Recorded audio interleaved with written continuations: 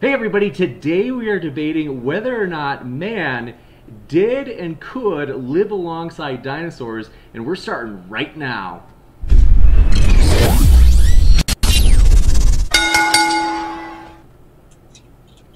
Hello ladies and gentlemen, welcome to Modern Day Debate. I am thrilled that you are here. It is going to be a blast. So the reason that I say that is because we have a brand new guest here. So Bill Morgan has joined us, and we're thrilled. There's an interesting story. If you don't recognize Bill, you might in a second when I tell you where he's from. But just want to mention really quick, we got a few house cleaning things. We also have Standing for Truth helping us moderate.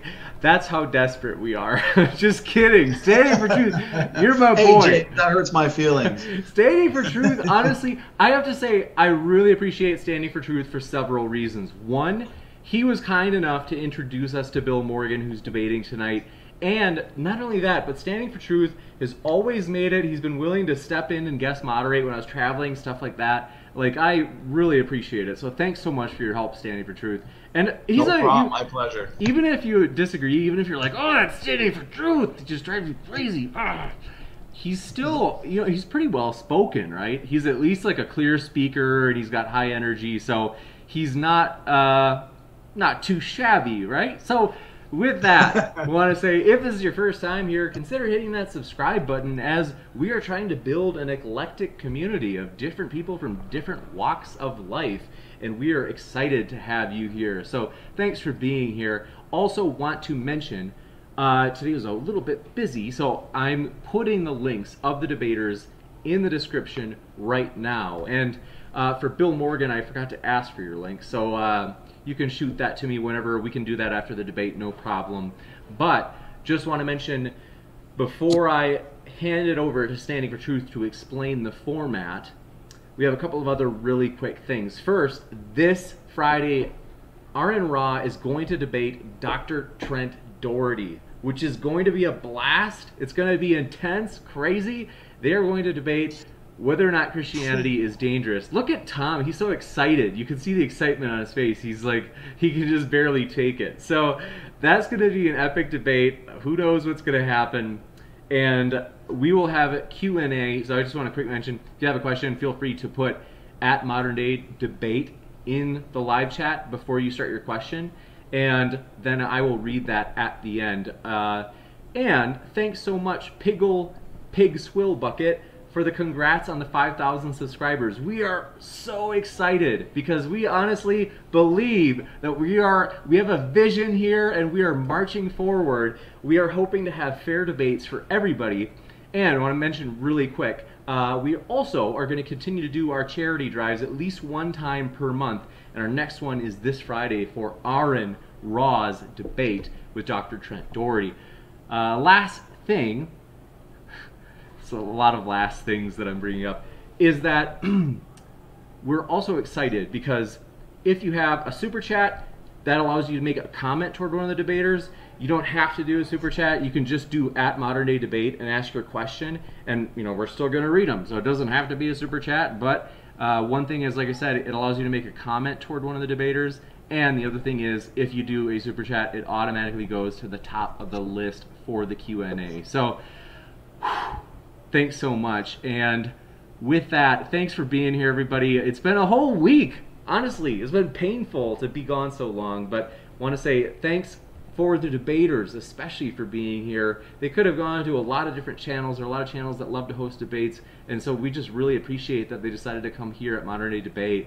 And so I'm going to hand it off to Standing for Truth, who will give the format. And as mentioned, given that Bill is taking the affirmative, he will start first.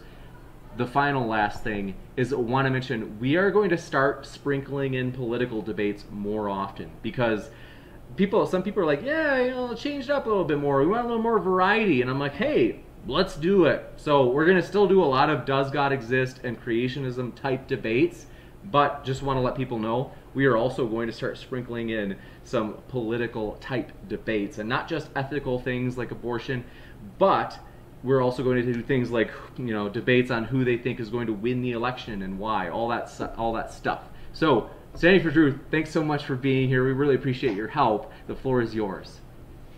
Awesome. Well, thank you, James. I'm really, really excited for this debate. So let's get it started. Thanks so much, Tom and Bill. The format for tonight will be 15-minute openings, followed by 5-minute rebuttals, and then 20 minutes of open discussion. That's my favorite part of any debate.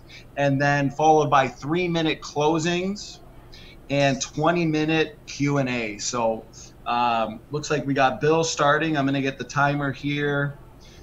15 minutes is starting on Bill's first word. Go ahead.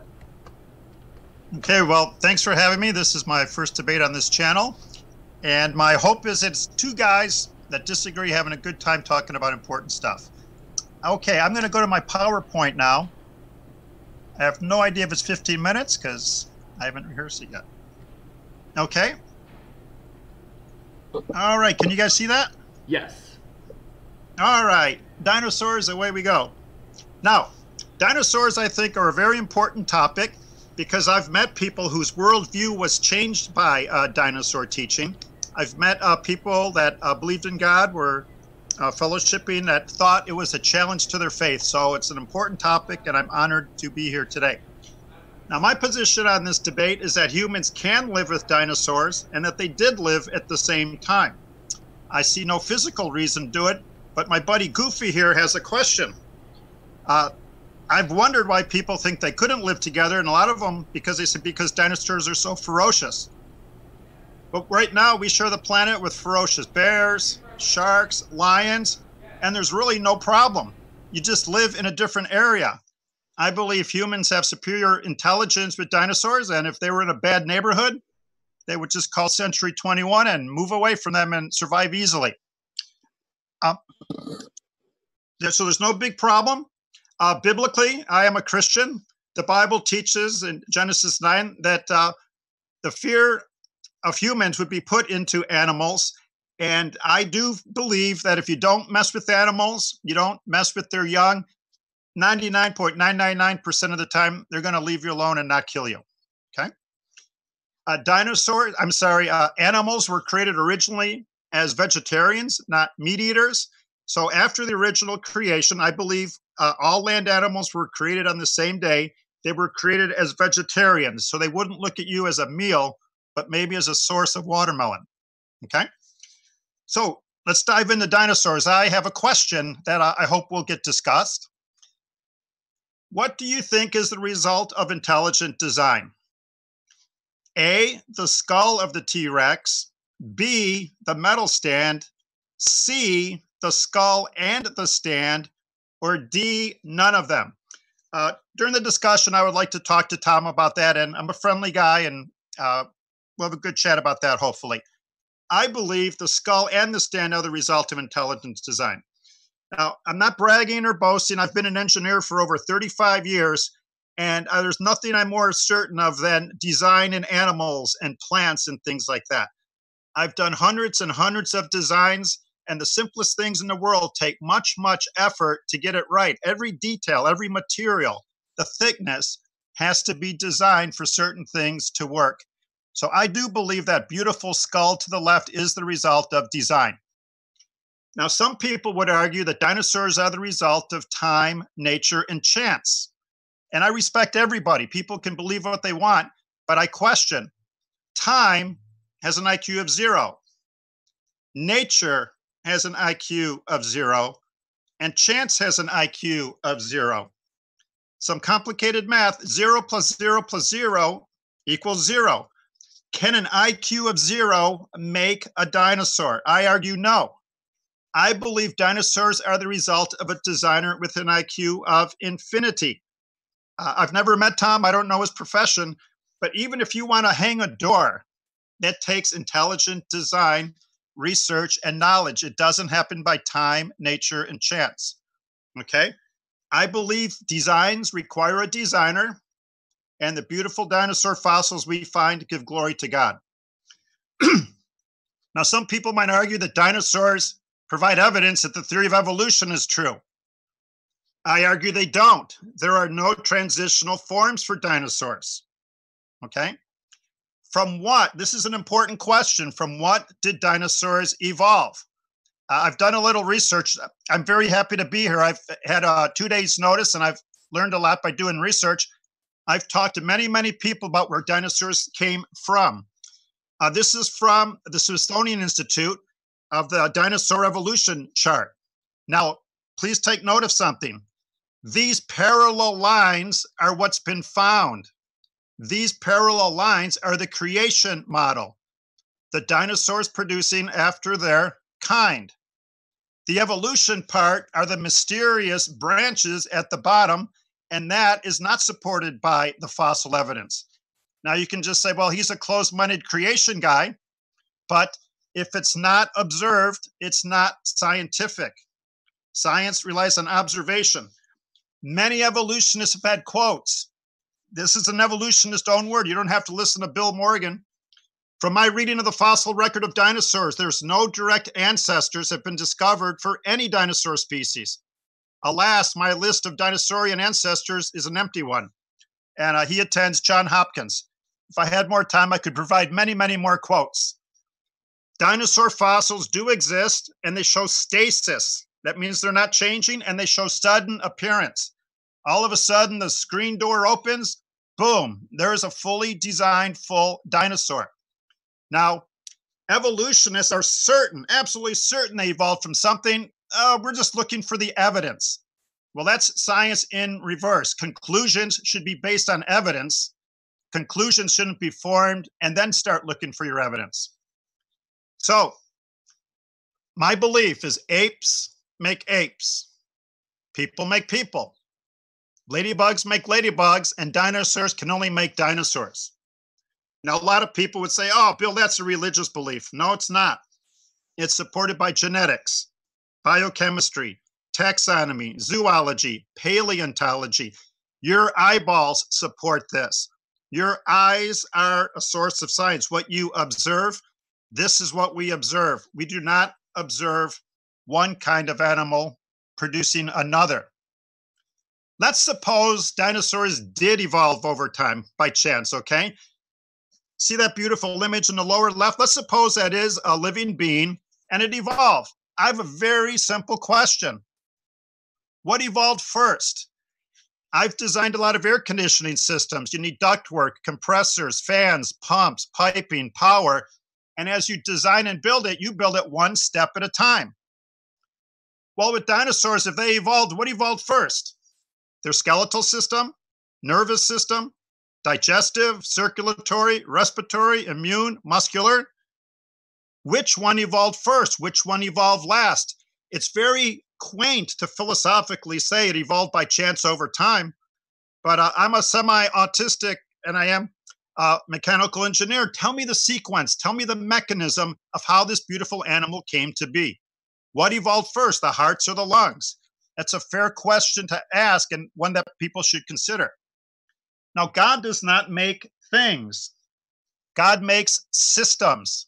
Systems are made of many, many components that all have to work together for the system to work. Living things are not a car transmission where you can slowly build it together and then you get a transmission. For a living dinosaur to exist, it needs every one of these systems to work. Now, let's have more fun. Is the circulatory system a system? Yes. Is the heart a system? Yes. Is the heart tissue a system? Yes. Are the cells in the tissue a system? Yes. Are the molecules a system? Yes. Are the atoms a system? Yes. What evolved first, electrons, protons, or neutrons? We live in an ecosystem in a solar system. People, systems can't evolve. They have to be, for living things, instantly created. That beautiful dinosaur needed all of those systems working at once, or it's not going to live. Just take a step back and look at that. I couldn't even draw that. God spoke that into existence. That is a fantastic design, and chance could not make it. Chance couldn't make the drawing, much less make the dinosaur. So, evolutionists teach over billions of years bacteria evolved into dinosaurs. John Sanford of Cornell University, he invented the gene gun and knows more about genetics than perhaps anybody. I asked him, I said, John, do you think it's possible that mutations on bacteria could produce a dinosaur? John's response was no. It would be more likely that dinosaurs would evolve into bacteria because of mutations losing information. Evolution is a downhill path, not an uphill path, okay? So if dinosaurs did not have bacterium ancestors, which evolutionists think, and they suddenly appear, when did they appear? I believe thousands of years ago and not 230 million years ago, okay? There's many reasons why, but because of time, I cut it down to two. Two reasons I do not believe dinosaurs went extinct 65 million years ago. Reason number one is a real simple one, erosion. That picture is from one day of flooding in Jordan. This is a planet of erosion and decay. Think about this. According to the evolution model, the most recent dinosaurs got surrounded by sedimentary rock. We'll talk about that in a second. 65 million years ago. And for 65 million years ago, that sedimentary rock, which is the weakest rock around, resisted erosion. Erosion is caused by temperature change, the sun, the wind, cooling, heating, friction. 65 million years. Why aren't we making our streets out of sedimentary rock then if it's so durable? Part of my engineering, sometimes I've designed parking lots.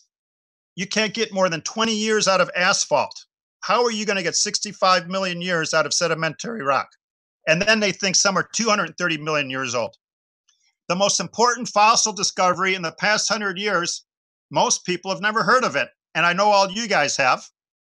Soft tissue and dinosaur fossils, okay?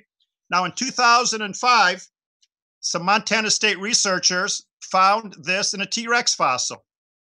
They claimed it was soft tissue, blood vessels. They reported it. Were other evolutionists happy when these people who were evolutionists, Mary Schweitzer, she came out and said, hey, I found soft tissue in a dinosaur fossil. Were they happy? No, they had a meltdown.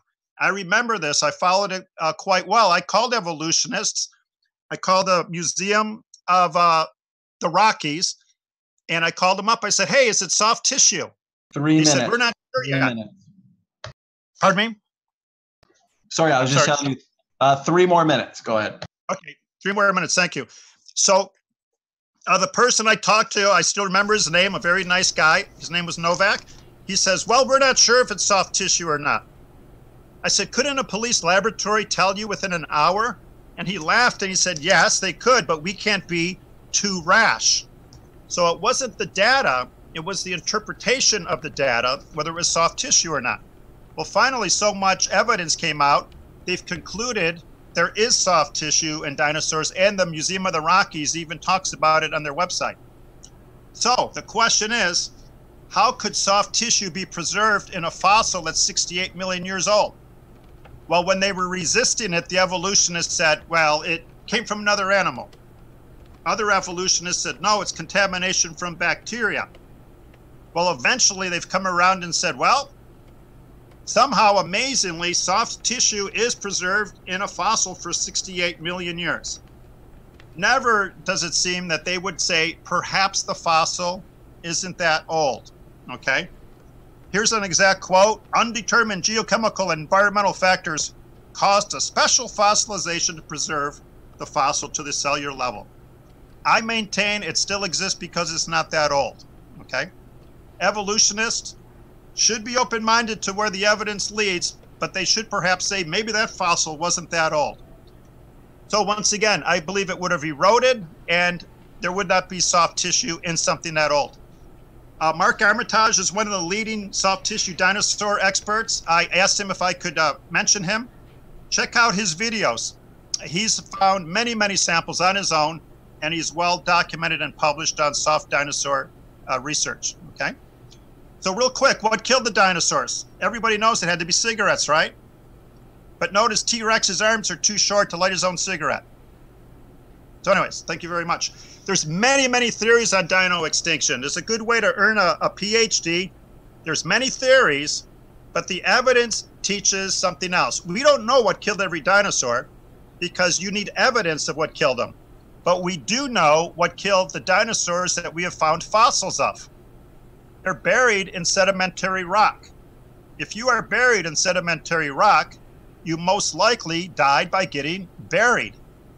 I was talking to someone once and he says, well, I think dinosaurs died from meteors. Well, why are they found in sedimentary rock? And he paused and he said, well, the meteor caused the flood. The cause of death is rapid burial in sedimentary rock, which is rock deposited by water. So, in closing, I think that's pretty close to 15 minutes. Dinosaurs are evidence of extinction, not evolution. Extinction is the opposite of evolution. Oh, just 10 more seconds, please. Extinction is you start with a lot of animals and you're running out. Evolution is you start with bacterium and it blossoms into many others. Okay, thank you very much. Thanks so much, Bill. Standing for Truth, I'm going to jump in really quick just because I just remembered something really interesting. I can't help but mention it for those who are like long-term viewers of these creation evolution debates, is that Bill, does anybody recognize Bill? Bill, once you're out of share screen so they can see your face, I'm kind of curious if anybody would happen to recognize you once you're able to click out of the share screen. There you go. Thanks so much. So, does anybody recognize Bill? If you love old-fashioned debates, this is from a debate about 20 years ago. I don't think anybody's going to get it. Let me just quick peek on the live chat really quick. Thanks so much for your opening, Bill. And we're thrilled to have you here, and we're thrilled to have Tom here. Tom, we'll give you like an extra 10, 20 seconds, whatever it is, at the end of the intro if you'd like. And just to keep it balanced, doesn't look like anybody's quite picking it up quite yet in the live chat, so I will just mention it. Does anybody remember the debate between Kent Hovind and Michael Shermer? I think it was it at Berkeley, Bill? UC Irvine. Oh, okay, Irvine. Thanks so much. Bill Morgan was the moderator for that debate. Isn't that awesome? Just really cool that Bill Morgan has been in the game for a long time. He has moderated, he's debated, you can tell he's well-spoken, and so I just thought that was cool when I just found that out today. I was like, oh, really? That's funny. Like, I could remember what he looked like just because I remember that debate. That was a big one with Michael Shermer and Kent Hovind. But anyway, so thanks, little trivia for you, but thanks so much again, Bill. We appreciate it. We're glad you're here. Tom, we're glad you're here. Standing for Truth, I'll hand it off to you. Thanks so much. Awesome. Yeah, no, that's one of my favorite debates too, Shermer versus Hovind. So anyways, thanks for the opening, Bill. We are now going to you, Tom. Your 15 minutes starts on your first word. Go ahead, man. All right, so the question is did humans live with dinosaurs? And with the exception of birds, the answer is no. I mean, birds are technically dinosaurs. One of the things that Bill brought up was that dinosaurs only come from dinosaurs, and in evolution, well, that's true.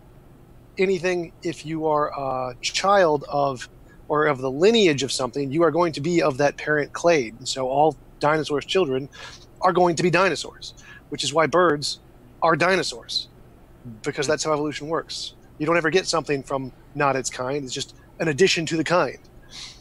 So humans have only been around for about 200,000 years at maximum. It's estimated from about 100 to 200,000 years. Dinosaurs lived 65 million years ago. So the answer, did humans live with dinosaurs? The answer is no. A resounding, obvious no. And we can tell this through geological data, volcanology data, space analysis of time and space, of astronomy, cosmology. Every field of science that has any relation to measure time says, nope, absolutely not. It's completely impossible.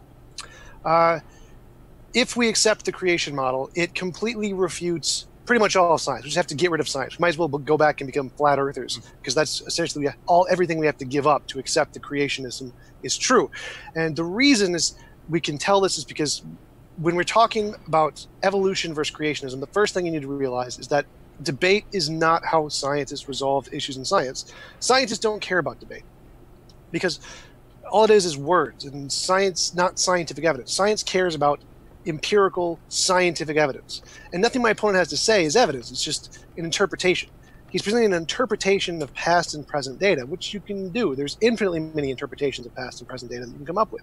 We could say the whole world was created 5 minutes ago by magical leprechauns, and so nope, humans and dinosaurs didn't live together because everything was created 5 minutes ago by the magical leprechaun. I mean, that's an equally valid interpretation as creationism, saying the world was created 6,000 years ago, or we could say 6,001, or 4,000, or 3,000, or 10,000. We just make up numbers and just say, here is where the world was created, and we can explain everything from this point ad hocly.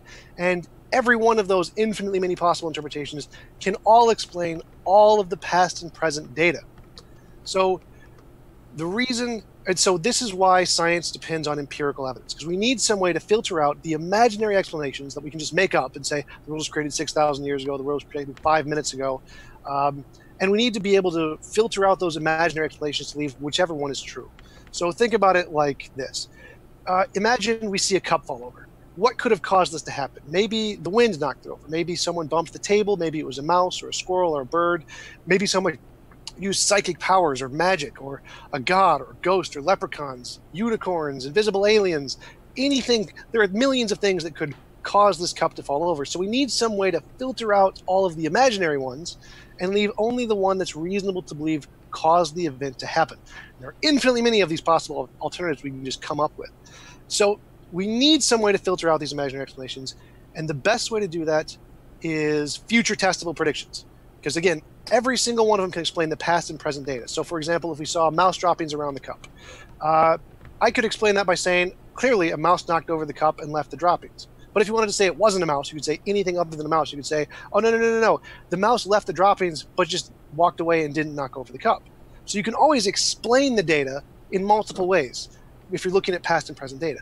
But if you have a good explanation, you can project into the future and say, if my explanation is correct, here's something we're going to discover which we don't know yet, and we're going to look in this area and find this to be the case. Now, if your explanation can do that, you have a good explanation. We have reason to believe your explanation is a plausible explanation of the event.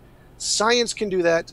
Creationism can't. And science can do it reliably, consistently, millions and millions of times, every day, all over the world, for everyone, which is just every scientific paper, that's what they are, is future testable predictions. So science is like, yep, science works, creationism doesn't. There are lots and lots and lots of future testable predictions that have been made by science. Just to list a few, we have Robert Broom predicted that Enemites with double-hinged jaw joints, a transitional between reptile and mammal, would be discovered, and it was discovered with the example of Probagnathus, which is a transitional form. Richard Alexander, after studying the evolution of eusocial insects such as termites, he predicted that we would find some kind of burrowing rodents in the tropics, which might have evolved the same eusocial system, which was later confirmed in the naked mole rat. So more transitional forms. William Bede predicted birds' asymmetrical flight feathers on their front and back legs, as indicated by embryology, which is found in Microraptor, a transitional form. A feather morphotype was predicted due to embryological data, was found in dinosaurs such as Euthosaurus, transitional form. It was predicted that if ants evolved into wasps on the evolutionary timescale, an ant with early wasp features must have existed during the Cretaceous, and they found it exactly and only in predicted layers with some really complicated name I can't pronounce. It's Sphycomera or something like that, transitional form. Neil Shubin predicted that the fish-like tetrapod in the Venostrata of Canada, which was discovered in Tiktaalik, exactly where it was predicted to be, in only that layer and no other layers. And it was predicted that marsupial fossils will be found in the Eocene strata of Antarctica because they moved from South America to Australia when they were connected by Antarctica, and there was a big ice sheet there. And those were found. These are all testable future predictions that was made by evolution before we knew them, saying that if we assume evolution is true, and if we assume all the evolutionary stuff, the timescale is correct, here's a prediction we can make, extremely precise predictions we can make, and we will discover them in these extremely precise locations, and they're right after right after right after right after right. So this is massive evidence for evolution. Evolution is the most supported of all of the sciences. It's essentially impossible to refute at this point. It's massively supported. And there are literally thousands of predictions confirmed every year all across the world in every academic paper you can cite. You just go to academic papers for evolutionary journals and you can just pick one. There's another prediction that was confirmed through testing. Creationism has none of these. Not a one. They have nothing. So the only way to overthrow science and evolution is to create a better model. You're going to have to make more successful predictions than science does, which is going to be tough since creationism, as far as I know, has essentially none, and evolution has millions. So it's like if creationism is like arguing that it's impossible to build a rocket, except the rocket's already been built and flying. It's over there. It's called science and evolution. It's working pretty well. So it's kind of a strange argument to come across when creationists say, oh, that's impossible, when it's already happening. It's already been done. So all of the facts that creationists are explaining are essentially looking at past and present data and saying, we can explain this in a different way. Well, I mean, yeah, I grant it. You definitely can. Anyone can. You can explain it in many different ways. But in order to justify that your explanation actually is plausible, you need future testable predictions. You need to predict something we don't yet know that we will see in the future, and we need to discover that. And creationism hasn't done that at all, much less at the level of science. So as I said in the beginning, science doesn't care about debate. The reason is because no combination of words and ideas are evidence. You need future testable predictions in order to be compelling in science. And science and evolution provide that, and creationism don't.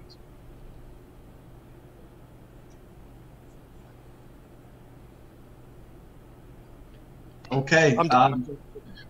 Is that it for your opening there, Tom? Yep, that's it. Awesome. Okay, so you gave up roughly 6.5 minutes. We can either throw that into the discussion or the Q&A. Discussion sounds good. Okay, so thanks for your opening, Tom. We can jump right into Bill's 5-minute rebuttal. Let me just start the clock.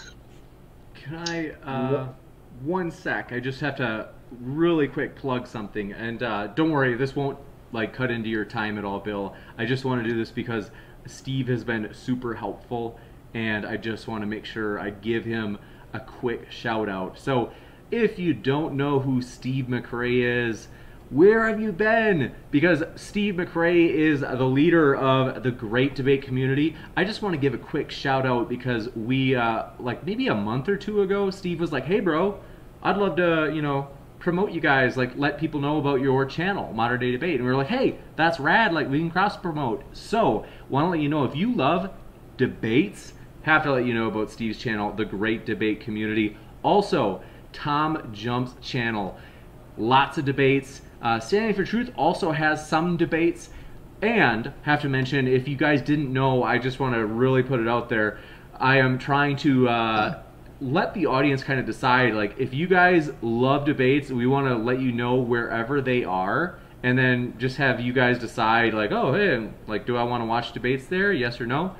And the Bible and Beer Consortium, I don't have a picture for them, sorry about that, how embarrassing, but the Bible and Beer Consortium, that's how it's pronounced, I swear, they actually have a great you could say library of debates in which they host people from all different walks of life. They've got people like Matt Dillahunty. They just had Aaron Ra, which, by the way, so Aaron Ra will be here this coming Friday, and I have to say, I met Aaron, and I thought, this is one of the most personable people. And I know Standing for Truth, you have this vendetta with Aaron, but I just have to say it. You got to give credit where it's due. Standing for Truth, you're gonna fall in love with Aaron because he's actually a really pleasant, down-to-earth guy. And so, anyway, just want to let everybody know about that. So now I'm going to switch over to Bill. Thanks so much for your patience, as I just forgot to do that at the beginning. And now, Bill, I'm switching over to your PowerPoint. And Standing for Truth, handing it back over to you. Thanks for your patience. Thank you there, James. Yeah, Bill, I will start the timer. So you got 5 minutes of rebuttal. I'll start the timer on your first word. A quick question. Can you see my PowerPoint? Yes. Yes. Okay. All right, here comes my first word. Okay, I heard Tom say that he hasn't heard any predictions or empirical evidence. Well, I'm not sure if that's true, but let me be the first creationist to share some predictions for you, Tom. I predict every bird that gives birth tomorrow is going to give birth to a bird. Every reptile to a reptile. Every flea to a flea. Tom, I don't know if you are avoiding the evidence or you just don't like it, but that's what creationists predict. Birds make birds, reptiles make reptiles. Now, I've done a little research on feathered dinosaurs, and Tom made it sound like it's a fact that dinosaurs evolved into birds. Let's take a look.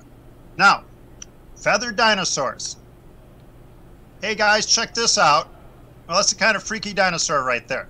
Very important question though. Tom, I hope you consider this. We might discuss it. Why is the evolution evidence always cartoon drawings and not photographs? I challenge you, if it's so true and so empirical, where are the photographs? Why beautiful drawings, okay? So this is one of many resources on feathered dinosaurs. National Geographic, they don't even question, unearth. It's a bird-like dinosaur. Such detail. A fancy name. I'm not even going to try to pronounce it.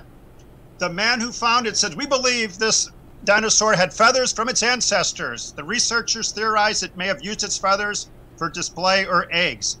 Well, this man admits to having one small problem. What's the small problem? They found no feather fossils with this. It's all theory. He's theorizing it. He didn't find any feathers, but he did get money and he got published out of it. His own words say it had long arms, bird-like legs, a toothless jaw, probably a beak, but his own words, no clear signs it was feathered. Tom, if you're open-minded, really look for fossilized feathers. You won't find them. There were no fossils found, but he did get published. I know people are motivated to promote their career, but let's be honest here, okay? Now, Alan Fiducia, you've probably heard of him. He's perhaps the leading bird expert, hardcore evolutionist. His words, he found no evidence for the existence of protofeathers and consequently no evidence in support of the follicular theory of the morphogenesis of the feather. Tom, this is an evolutionist saying it. You can heed his words instead of saying it's a slam dunk for reptile to bird evolution. Doris Olson, perhaps America's leading curator bird expert. He's retired now. He wrote a long letter. There's the reference if you want to look at it. Much more information what I have. This is a quote from his letter. Sloan's statements, the guy who said they found fossilized bird feathers. We can now say that birds are theropods just as confidently as we can say humans are mammals. Is not even suggested, much less demonstrated or proven, as reflecting the views of a particular scientist or group of scientists, so that it figures as little more than editorial propagandizing. Tom, the evolution bird experts don't believe it. Check your resources, okay? This melodramatic assertion has already been disproven by recent studies of embryology, comparative morphology, etc. Let's think. Let's put on our thinking caps, okay? Let's think like engineers, not philosophy or history majors, and I'm not putting them down. We're talking about science. If a reptile became a bird, the legs became a wing. The front legs became wings. Significant differences. How are mutations going to turn a leg into a wing? Has anybody ever seen a living animal with half a leg, half a wing? The answer is no. That's lack of empirical evidence. The scales became feathers. Unfortunately, I skipped one. The solid bones became hollow bones. Reptiles have solid bones, birds have hollow bones. Okay, my slides are out of order. That's a zoomed in image of the reptile scales and bird feathers. Here's an electron microscope image. Not even close. You really can't get two different animals than a reptile and a bird. Yet evolutionists say, oh, they're related. But not the evolutionists that are in the hard sciences. It's the philosophy evolutionists. Cold-blooded reptiles became warm-blooded birds. Please explain to me the step-by-step mechanism for that. Reptiles have the slowest metabolism among animals. Birds have the highest. These are huge leaps that no one tries to explain how they happen. They say it just so happened. Respiration is my favorite. The respiration reptile, pardon me? 20 seconds. Oh, two pass became single pass. Reptiles breathe like we do, in and out. The bird respiratory system is amazingly complex.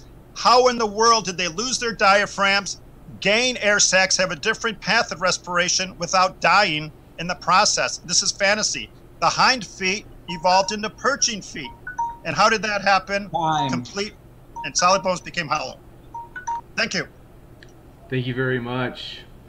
Standing for truth, sorry, it's a habit. I will let you moderate.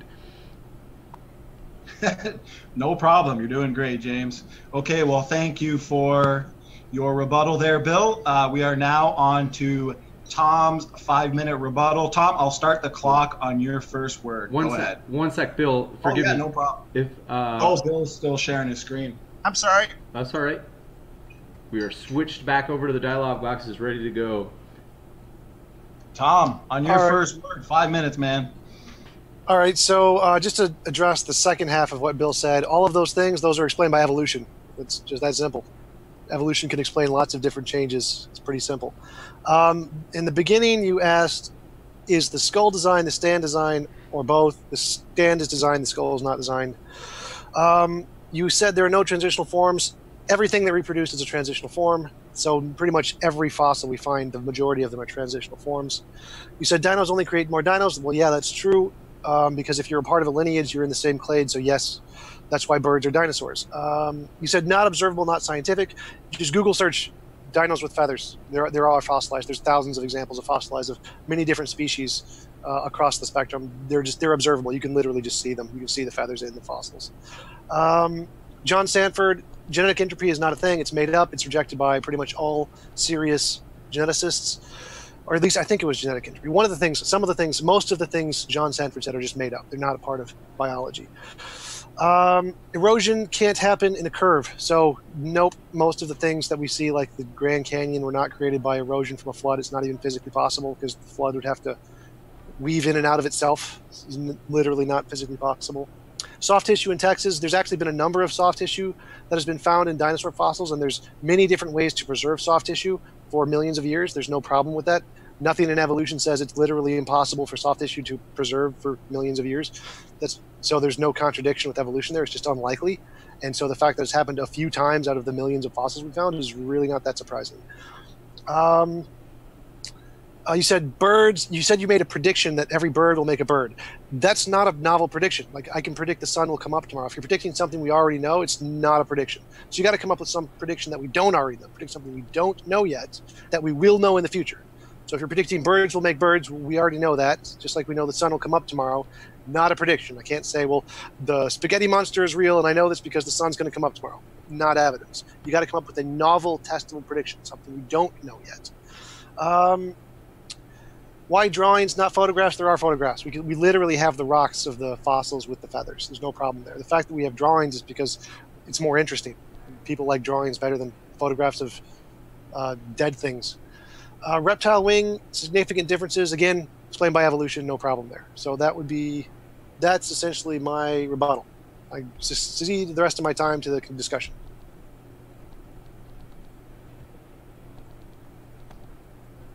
Okay, so is that that's time, Tom? Yep. Okay, so that is another 2 minutes going towards the discussion period. So the discussion period is 20 minutes. We've got 6 plus 2, so we can go for 28 minutes. Unless you got something to say, James, I can start the clock at 28 minutes and let them have their discussion. All set. Okay. Guys, on your first word, whoever wants to start, the discussion begins. I got a question. Tom, sorry, I'm a very simple person. I really am. You said, quote, it's explained by evolution. Once you said simple, no explanation needed. And once you said it's explained by evolution, no problem. Please help me. I'm an engineer. I need the mechanism. I just don't need to just say it happened by evolution, no problem. Please tell me how the respiration system of a reptile that uses a bellows 2-pass system evolves into a single pass with air sacs and no diaphragm. Just a step-by-step idea. Yeah, that would take a long time because it's many millions of steps. What? Just don't say it happened by evolution, no problem. I do have a problem. I'm an engineer. I need evidence, science. The mechanism. Right, so the mechanism is evolution. It's random mutation to change the allele frequencies, which can change the physical structure over time. So it's millions and millions of those changes. There's no problem there. It's like saying, there's no mechanism there. There's no evolution is the mechanism. You're saying you're waving your arms and saying it's evolution. Please just give me the mechanism. How does the respiration change? How does a leg become a wing? You just can't say evolution. random changes in allele frequency in the DNA, which changes the physiological structure of the animal. Give me the mechanism. Tell me how a solid bone. No, you didn't. I just did. You I just no did. specific. Well, we could go back. Yes, I did. You did, but you didn't provide any living evidence, fossil evidence. You said it just happened by evolution.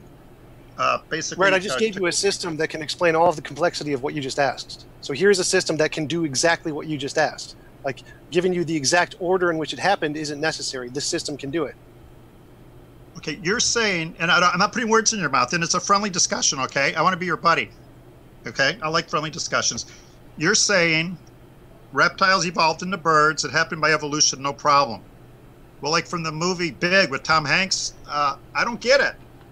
Why do you believe it? What's the mechanism? What's the in-between? Are there animals with half a leg, half a feather? The circulatory system changes. The respiratory system changes. I need evidence, my friend. Yeah, all of those things do change. We have tons and tons of evidence, which is pretty much the entire body of all scientific data and all research in every field of serious science right now. Yeah. Okay, give me your number one specific. You said millions. Number one strongest reason that you believe a reptile could evolve into a bird. Just one. Observed evolution through change in allele frequency, which causes physiological changes to the structure of the animal. That's not a reason. Just give me a reason, please. How is that not a reason? I'm not. So if I said, how did that ocean form, and I said one drop at a time, that's a reason. If you get one drop at a time for a sufficient amount of time, that will sufficiently explain an ocean. So if you have an order of DNA and there are small changes over time, that order of DNA change can explain the new feature. That's literally what it does. That it sufficiently explains the change. Well, I'm not going to go on the rabbit trail. I want mechanics and evidence, living animals, etc. You're just giving this philosophy like a big umbrella. What's your number one reason? You're saying allele change. Right. Where's the data? How do you know it didn't evolve from a spaghetti monster? You have no in-betweens. It's complete philosophy, Tom, unless you can provide empirical evidence. And you were the one saying you want empirical evidence. Where's the empirical evidence of a reptile evolving into a bird? Right, that's how induction works. So we see the empirical evidence today in modern animals, in modern species, and single-celled organisms. We can see the genetic change in everything living today, and we can watch evolution happen. And then we can infer it with induction, like we do in all of science, into the past. And say, hey, this thing that's working now probably also worked in the past. Just like we see the sun come up today, it probably came up yesterday too, for the same reason. Are you willing to say, and my goal isn't an inquisition, to say there is no empirical evidence that a reptile evolved into a bird? No, the empirical evidence is the fossils where we can see the transitional forms from reptiles to birds. Which fossil? Archaeopteryx, the Sinoceraptorix, I can just have a list of them here with the pictures. Yeah, you said there was no, why are there no pictures of fossils with birds or fossils with feathers? Right. So I just Googled it and found some, and here's a list of them, and I'm just reading them. They're that simple to find. My goal isn't to put you on the spot. My goal is truth, and yours is too, right? But yeah, absolutely. How in the world does most evolutionists don't believe Archaeopteryx was anything except an extinct bird? Fiducia, Grismek. That's false. That's false. That's false. Well, that's objectively false. The vast majority of biologists accept that yes, it was a bird, like a significant majority. They do. But just explain to me how a leg becomes a wing. I'm all ears. The same way all changes happen. So every single species on the planet, every difference from a bacteria to a whale, everything is a different order of the same ATCG DNA structure.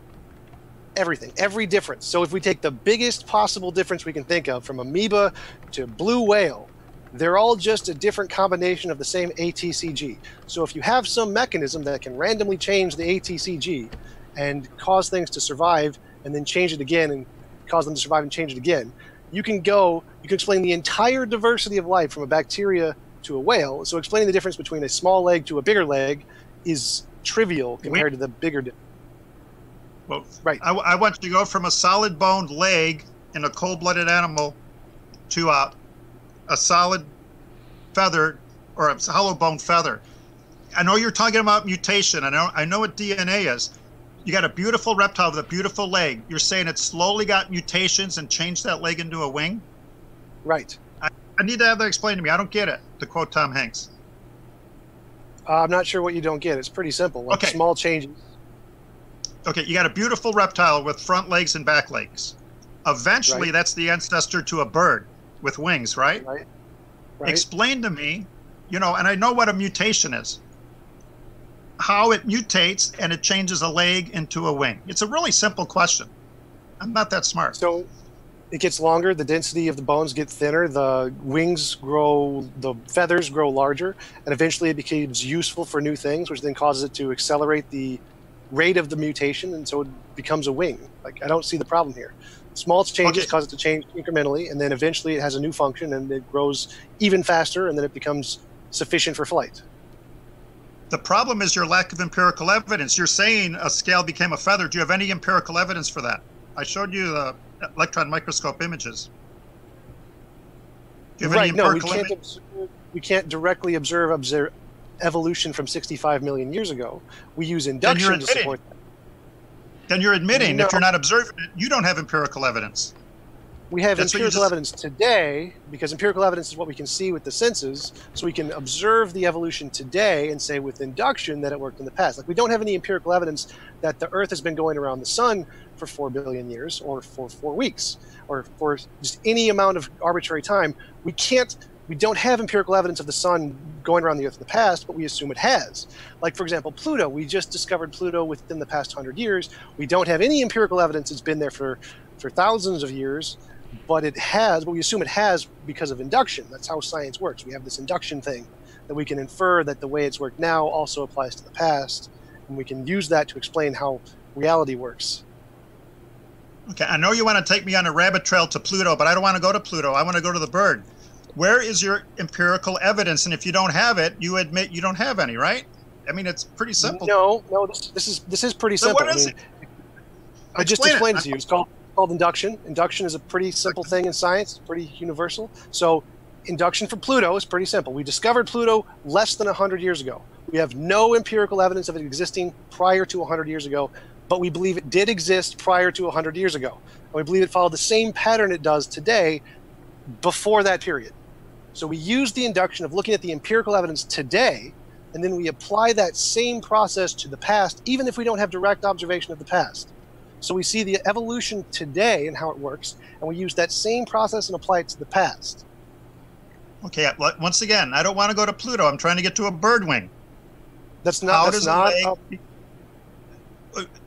don't want to answer that. How does the leg become a wing?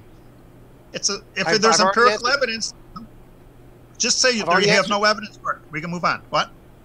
I've already answered this. It's inductive evidence, the exact same kind we used to say that Pluto existed prior to 100 years ago. That's philosophy. I want empirical evidence. How does a leg become a wing? No, that's science. Essentially what you're asking is, how do you know we weren't created 5 minutes ago? It's the same level of ridiculousness. That's exactly what you're asking. You're asking that verbatim, because you're rejecting all of induction. Induction is the thing where we take the processes we can observe and verify today, and we apply them to the past and the future, and we say they work the same way. So we observe directly the evolution in the cell today, and we can watch it happen in different species where they make these changes, and we can say, yes, this same process happened in the past for the things we can't directly observe. That's how induction works. That's science. Well, give me 1 sec. Bill, forgive me. I don't mean to cut in on you. So that, given that there's so many different topics that we can cover from what's been discussed in the debate so far, I know that this is one that you guys disagree on and that you do have a response for, Tom, and so I hate cutting in, but if there's maybe another thing that came up during the debate, just so we can try to run the gamut as much as we can in terms of covering as many topics as possible. Okay, and a quick summary. I might be way wrong, but I would like to see the mechanics of how a leg becomes a wing instead of induction and assumption, because he was the one saying we don't have empirical evidence. That's what I'm begging for. Our empirical evidence is a reptile makes a reptile, a bird makes a bird, and if the change doesn't tickle your fancy, it's still a prediction, so you got your prediction. Okay. Well, I think this is an important point here. So you do realize that indirect observation is empirical, right? The induction is empirical. indirect observation? That means Correct. somebody else is Indirect- looking at it? No, it means we used induction to apply the same kinds of observations today in order to the past, and we can use it. We don't see it directly. Like particles, we don't see them directly. We still have indirect observation of them through computers and things. So I'm a very simple indirect mechanical engineer. Real quick, Indirect and I'm not being condescending. I'm not being condescending. When I design an air conditioning system for an office, it works or it doesn't work. I can't say, hey, by an induction and by theory, it should be cool in here while the lady is sweating. It works or it doesn't work. That's my semi-autistic state. I'm just looking for evidence. I can't even imagine how a leg can become a wing, and I know it hasn't been seen in nature. And we have billions of birds, billions of reptiles. That's all they're producing. We know too much about genetics. Their genetics are different. Their scales are different. Their circulatory, their respiratory system. It's just quaint to say one evolved into another by induction. I'm just begging for evidence, and I didn't get any, but we can move on. Well, yeah, you're right. Their genetics are different, which is exactly what I explained. Their genetics change through random mutation. That's why their genetics are different. But you, Or using they've your example, that's well, possible, no, they right? clearly couldn't. No, Why not? nope. Because evidence. That's Why just like saying, could have the world been created 5 minutes ago? Well, I mean, sure. It's just not supported by anything. But Why to use your couldn't the example, bird have been oh, real quick, Tom, why couldn't the bird have been created with different genetics than the reptile, and that's all they're going to make? Just like those parallel lines in the chart I show. Why can't because that we be can see possible? genetic mutation. Because we see genetic mutation happen, so it's just not possible. And what do We know mutations that do? genetics do change. They change the DNA of the species. And what's the result? New species. No. Overwhelmingly a loss of the ability to make proteins. Nope. John, that's false. Stanford, well, Is wrong. Is you're either. Oh, I hate. I John don't want to say Stanford- you're lying, but you are. Well, no. John Mutations Stanford is are either neutral or lose information. No, that's false. John Stanford's genetic entropy is completely false and made up. Actually, Standing had a truth with a biologist a few weeks ago who actually explained this to him in detail. Yeah, John Stanford's genetic entropy is completely made up. It's not a serious thing in biology. So, but you made a great example. You said the cooler, the air conditioner. You said an air conditioner either works or it doesn't work, right? Right. No, that's wrong, because there are different kinds of air conditioners. Some work better than others, some work worse than others, some kind of work some of the time, and they can have improvements. They can get better. So there's some that don't work, there's some that work kind of well, there's some that work really well, and there's incremental stages between these things. And the same thing applies to transitioning between a leg and a wing. They can work some of the time, they can work a little bit better than the other one, they can work for some things but not other things.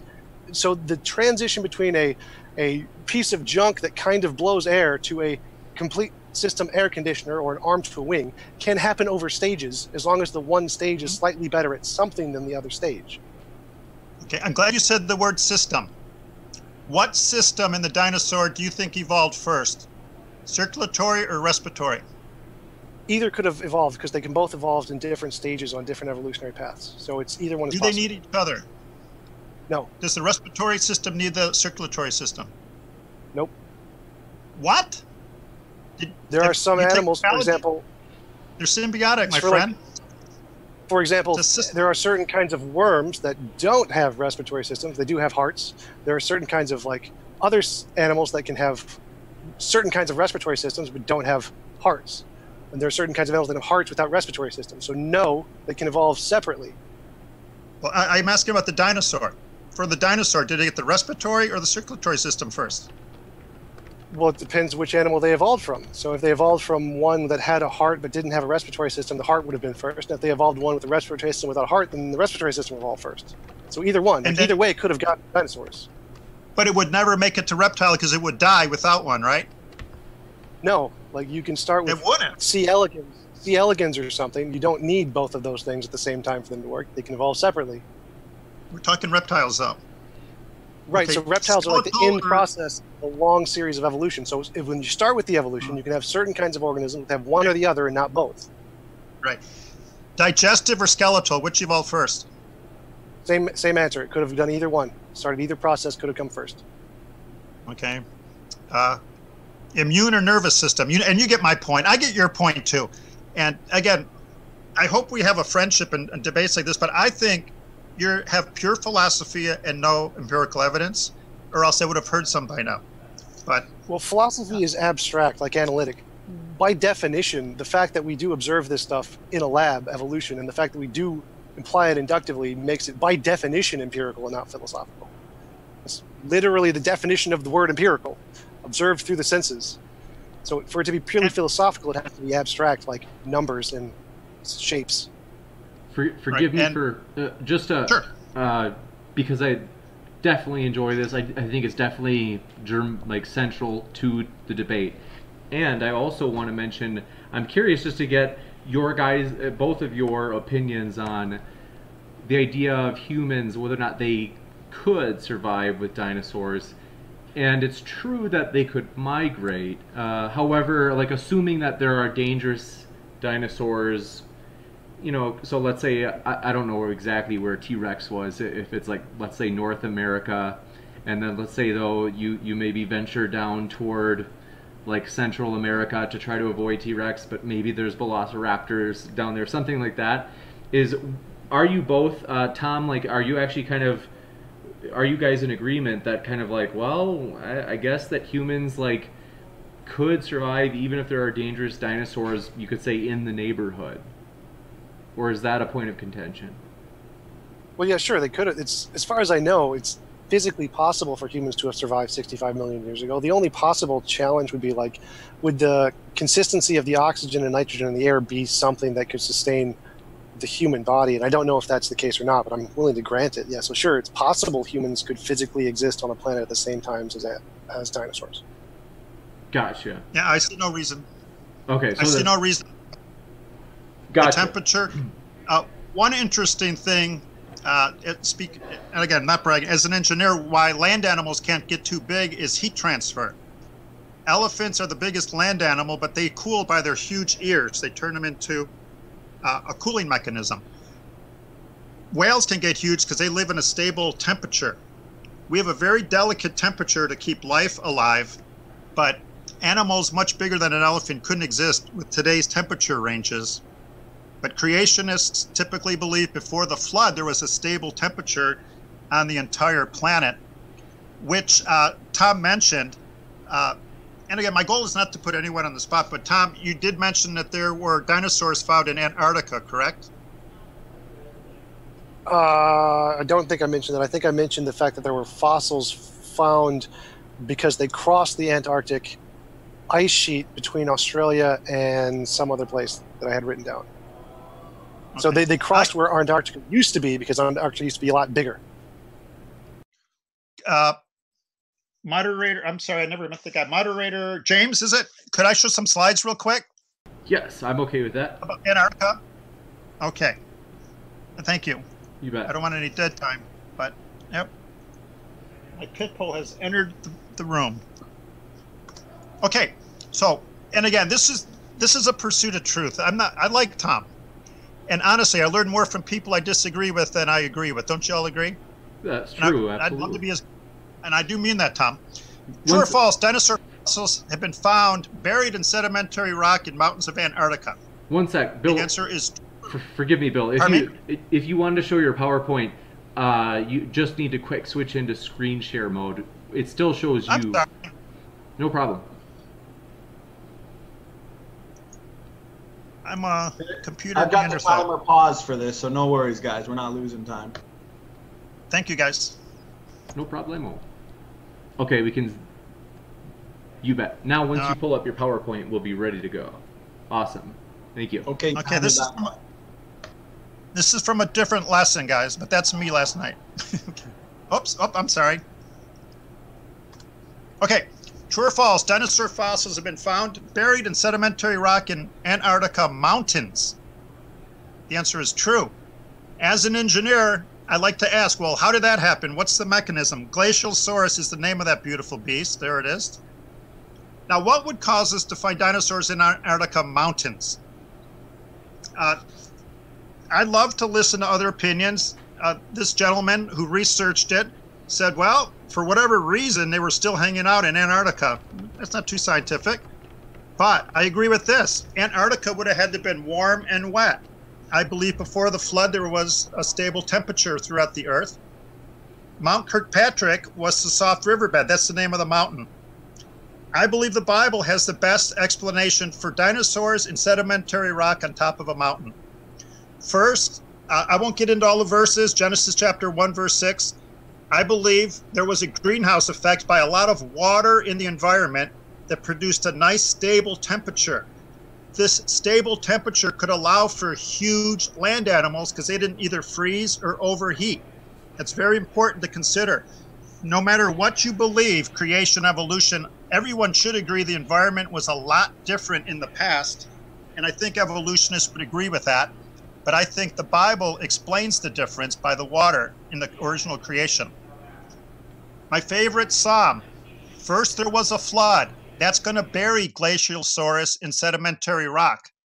Amazing geology in this verse. After the flood, valleys sank, mountains rose. So you can get a dinosaur in Antarctica by the canopy.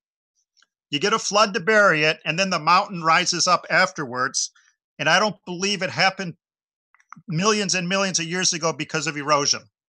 But I don't want to take up all of Tom's time.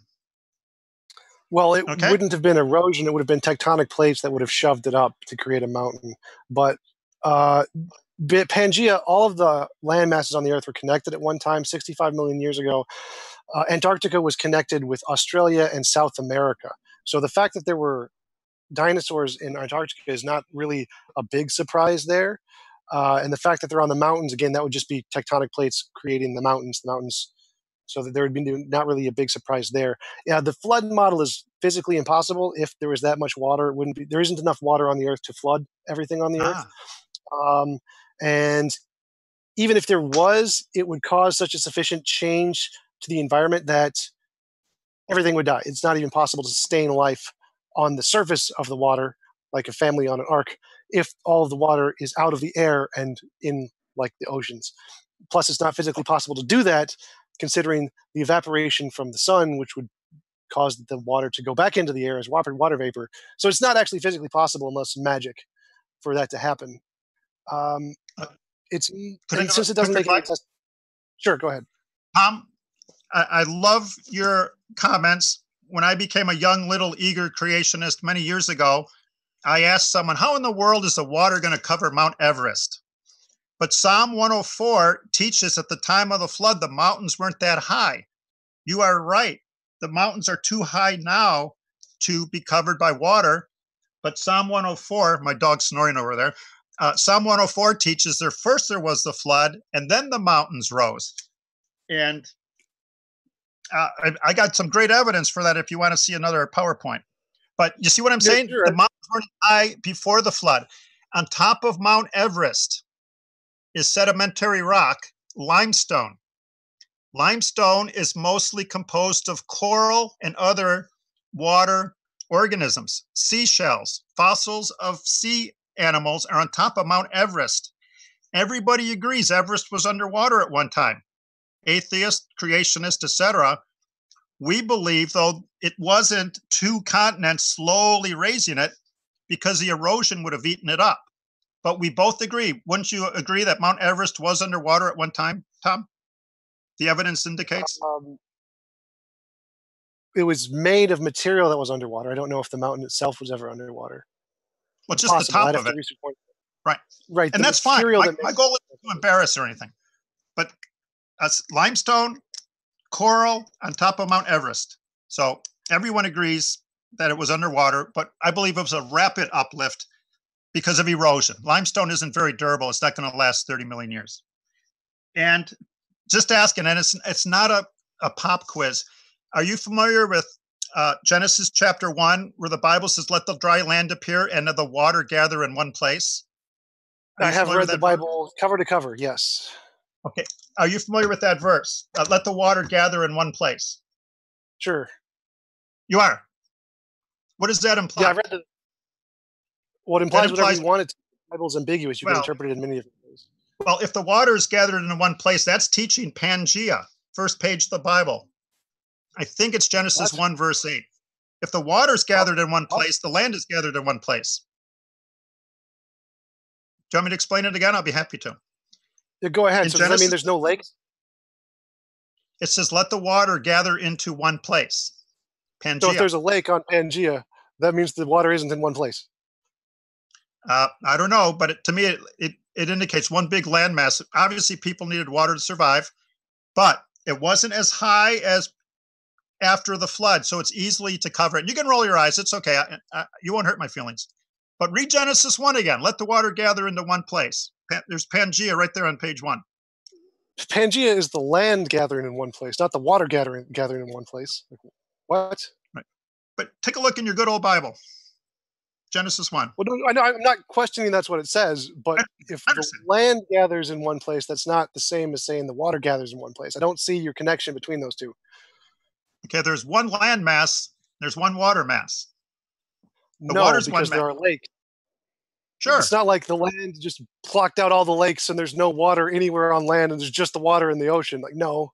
And there's water vapor, there's water in the air, there's water all over the place, there's water in every part of the planet. The water is never in one place.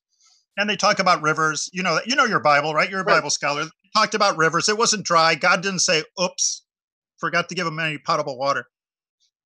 Right. So when you say the water's gathered in one place, that really doesn't mean anything. Like the water's never gathered in one place. The waters were always everywhere. Right. Like, they never stopped being everywhere. Hey guys, sorry to jump in here. We just got only a few minutes left. And I know, as James was saying earlier, there was a lot of great things brought up about, whether or not dinosaurs and man did coexist. I know Tom said that they could have, but, did they? I know certain things like I think dinosaur soft tissue was brought up, among other things. Did you guys want to spend the last few minutes maybe going as deep as can into that?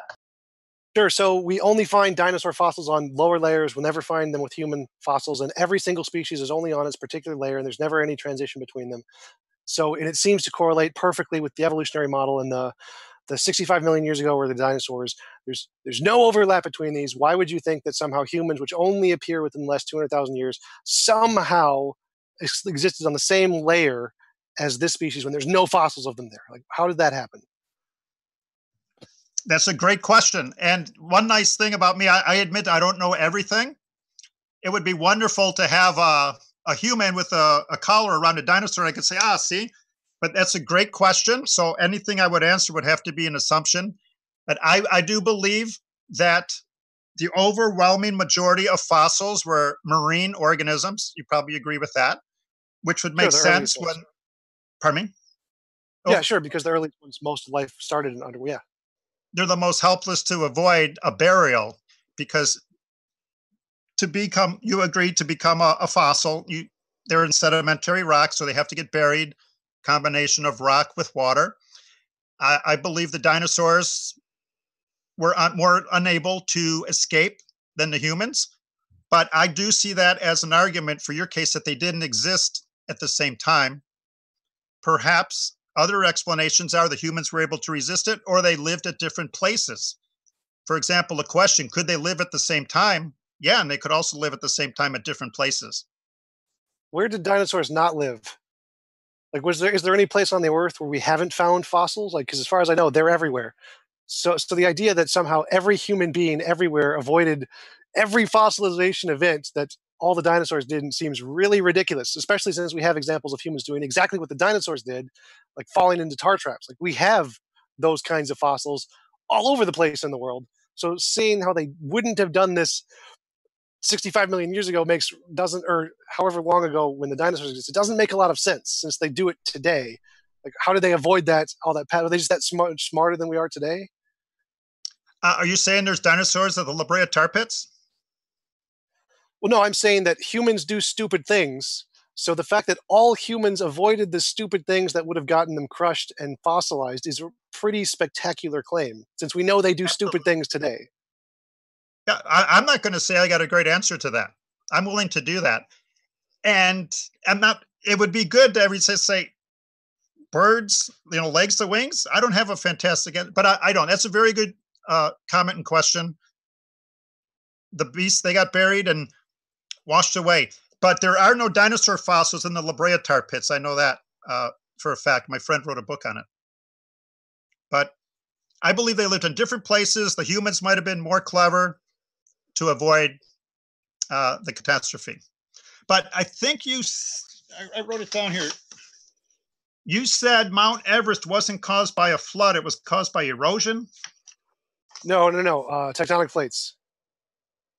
No, Not I'm erosion. sorry. I'm sorry. Grand Canyon. The Grand Canyon.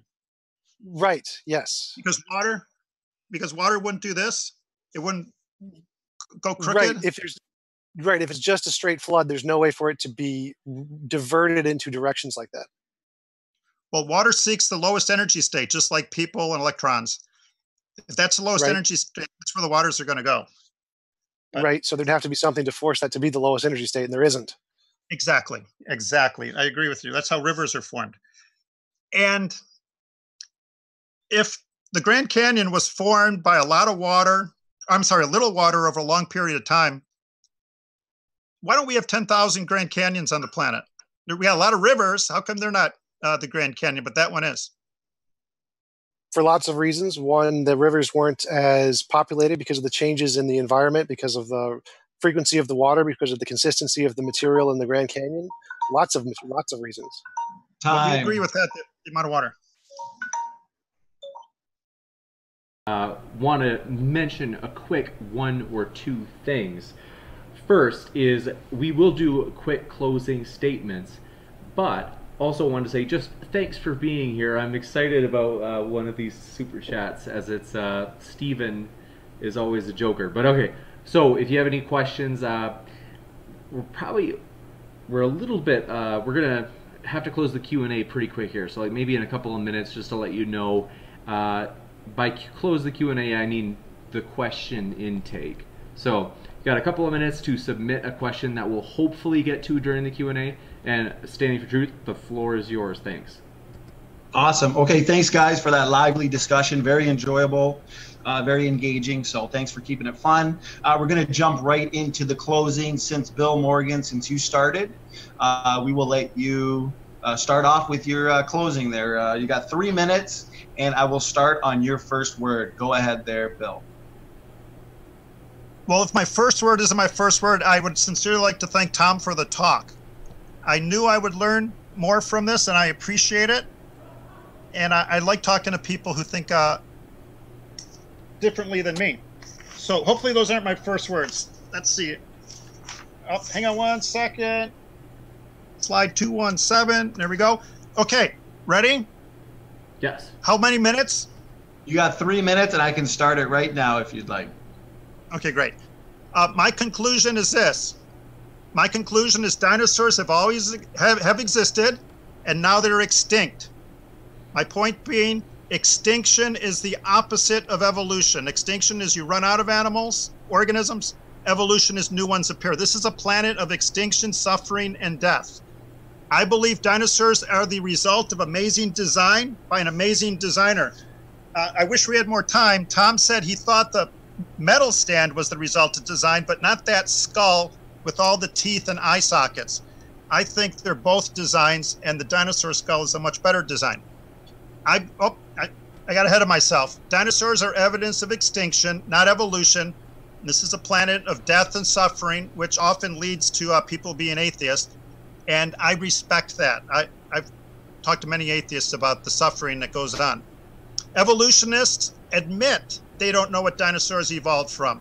I spent the last 2 days calling people up, trying to get them to. I've called many museums, etc., and I gave the best quote I could find in the presentation. Dinosaurs you find today, it's obvious that they got buried in sedimentary rock from a violent flood. These weren't wimpy animals. It wasn't just a little bit of rain. They could have survived that. These poor suckers got buried by mountains of mud, a violent flood. The reasons I don't think they've been buried for all those years is erosion and soft tissue. Just rub your sneaker on a parking lot and it's going to start crumbling. I went to Bryce Canyon in Utah.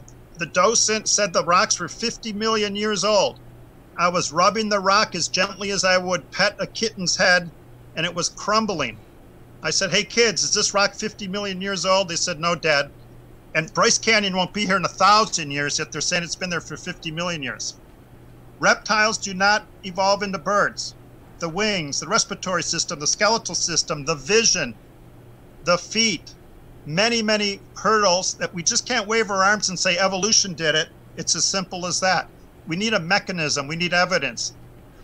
And I didn't even get to this. That's fine. I believe the Bible describes what could be a dinosaur. I try to be fair. Maybe it was, maybe it wasn't. But in Job chapter 40 and 41, there are two animals that are described. A behemoth having a tail like a cedar tree. Many Bible comments say this was a hippopotamus. No, they got a wimpy little tail. This animal had a tail like a cedar tree. Man could not tame it. And the Bible said God told Job to look at it. So I believe the Bible does describe a dinosaur, but if someone disagrees with me, I'm not going to have a stroke and pass out over that. But is that 3 minutes? Just in closing, Tom, ask yourself why you think the metal stand was the result of design and not that complex skull. And the complex skull started as one fertilized egg with the information to make that skull. That's amazing design, my friend. Time. Okay.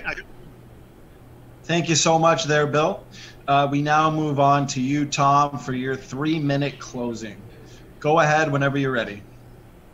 All right, so just to answer his question, the reason that we think the stand was designed and the skull wasn't was because we have a process by which the stand is made, and we can observe the process, and we have a process by which life forms are made, and we can observe the process. The process which life forms are made is natural, it's evolution.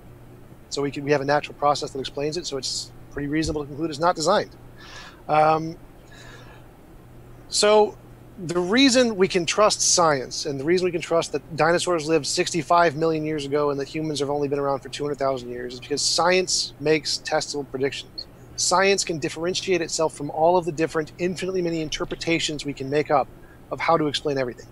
We can always make up explanations to explain all past and present data, but science can go further than that. It's the only one that can. It can make novel, future testable predictions. It can say, if our theory is right, then we will be able to discover these things in the future which we don't know yet, and lo and behold, we discover them again and again and again and again, over and over, all over the world, in every species, in every culture, regardless of past. It works. Creationism doesn't. So when we look at what we have reason to believe in science, we don't have reason to believe in creationism. And so I believe that humans did not live with dinosaurs for the same reason I believe the sun is going to come up tomorrow, for the same reason I believe water is healthy, and cigarettes are dangerous, and planes fly, and computers work, because science. End. Thank you very much, Tom. And I've got, before we jump right into the Q&A intake is closed. We have a lot of great questions, so thanks everybody for your questions. I've got one here that, standing for truth, I captured it and I didn't get to put it on the list that I just shared with you, so I just want to make sure that I read it because I don't want it to be missed. And then, standing for truth, if you want to take over with the next super chat, which is from J School Account, I just want to make sure that I read this one from Steven Steen. Thanks for your super chat, buddy. And by the way, debaters, thanks so much. We appreciate you guys being here. Appreciate your closing statements. And I totally agree with Bill. Hopefully you can disagree and still be friends. That's the whole point of this channel. And so I really appreciate you saying that, Bill, that it's like, hey, we'll disagree fiercely, but we'll still be friends. So Steven Steen, thanks for your super chat. He said, James got me blocked by Joel Osteen on Twitter. That's true, and it was actually, this is like a story that I love. If you're on Twitter, anybody out there in the live chat, you can find us on Twitter. We're on there at Modern Day Debate is our handle. But it was hilarious because basically trolling, basically making fun of Steven because neither of us are fans of Joel Osteen. I tweeted to Joel Osteen, I said, Joel Osteen, Steven wants to be your new disciple. and Steven put a GIF, like basically expressing his disappointment, and Joel Osteen blocked him. But he didn't block me, which is why I'm like, I think it's especially funny that, I don't know why, but he didn't block me, but Steven is right. I saw the screenshot. Joel Osteen, out of all the people, he got blocked by Joel Osteen. Jeez. Not even, so, standing for truth, thanks so much. You get the next one. Okay, so the next one would be, I just got the list, the super chat by J School Account. Yes. Okay, so J School Account, his super chat is, he says, don't let this debate distract you from the fact that inspiring philosophy absolutely destroyed TJump in a debate. That's his super chat. That's brutal. Tom, if you want to give a response, you can. If you want to ignore it, you can too. You got somebody who's headhunting you out there.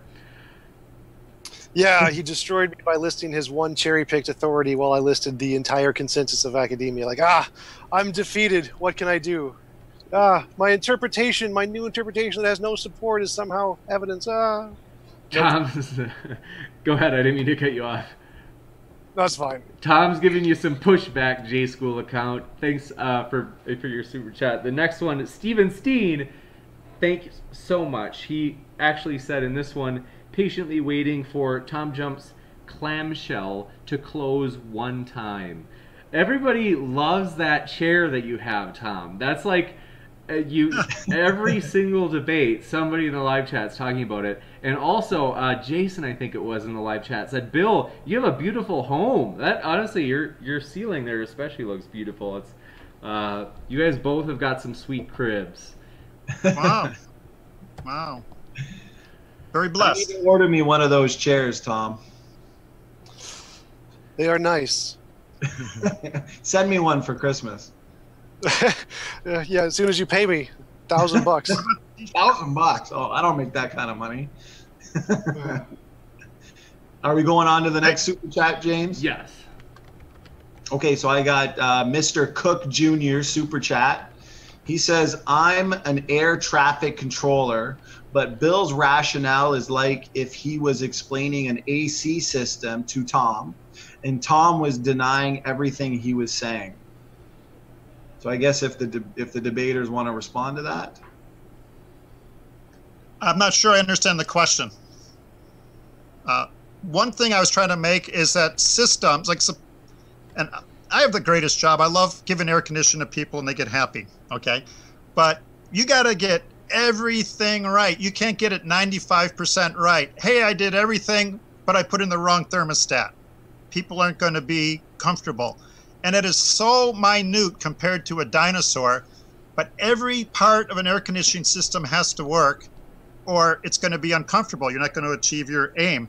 And systems can't evolve. A living system can't evolve. I don't know if that makes sense to you guys or not. You can't evolve everything except kidneys and be alive. The only way that God could have created, he couldn't have created through evolution, step by step by step. Instant male, instant female. 60,000 miles of blood vessels, the right heart at the right pressure, at the right flow rate. God is the greatest engineer, designer, and artist of all time, and the only way he could have made a living being is instantly, not a step-by-step mechanism. And if God couldn't create through evolution, nature with an IQ of 0 sure couldn't. Gotcha. You just Google animals that don't have kidneys. You don't actually need them. There are animals without them. We're talking about people. You need them. You need 2. Next. Actually, you don't. You need 1. Next. Let's see. Forgive me. Just so we don't get bogged down, I totally understand that you guys are passionate. But question from Praise I Am That I Am. Thanks for your question, Praise. He says, do you believe T-Rexes, this is for Tom, do you believe T-Rexes evolved into a chicken? If so, how can you call creationism mythical? No, I don't believe T-Rexes evolved into a chicken. The animals, the dinosaurs, the versions of dinosaurs that evolved into birds were smaller and not like T-Rexes or Triceratopses or the bigger ones. So no, I don't believe T-Rexes evolved into chickens, but some dinosaurs did evolve into birds, and those birds were then cultivated into chickens by humans. Gotcha. Standing for truth. If many evolutionists disagreed with you, Tom, would you change your mind, or is your mind made up? Yeah, if they had evidence. Not if they just disagreed, but if they had evidence, yes. If you want my email, I'll be happy to give it to you. And again, my goal is just to share information because you're teaching me stuff. I mean that. I learn more from you than I'll learn from a fellow believer. Maybe afterwards or now I could give you my email and I'll show you that most evolutionists don't believe in the dinosaur to bird. The Chinese made a lot of money off it, but American yeah, sure. American yeah, sure, bird I experts. absolutely love that. I really appreciate you coming on too. I did enjoy our conversation, and I would like your email. If you have a study or citation that shows that most evolutionists don't believe that, that would be very interesting to me. Good. All right. Okay, What city do you live in? I'm not going to stalk you, though. Minneapolis. What part of Where? Minneapolis, Minnesota. Okay. My best friend lives in there. I'll hook you guys up. Just kidding. Absolutely. Well, I'm glad you guys are bonding nicely. We're going to get on to the next question here. This is what I like to see, guys. So this one, I guess, is another question from Praise I Am That I Am. He asks, giraffes, so this must be for Tom. He asks, giraffes can die when they bend over to drink, but they were designed to not die. How can you say long-necked dinosaurs evolved then? They have a 10 times longer neck. And I read that word for word. Go ahead, Tom.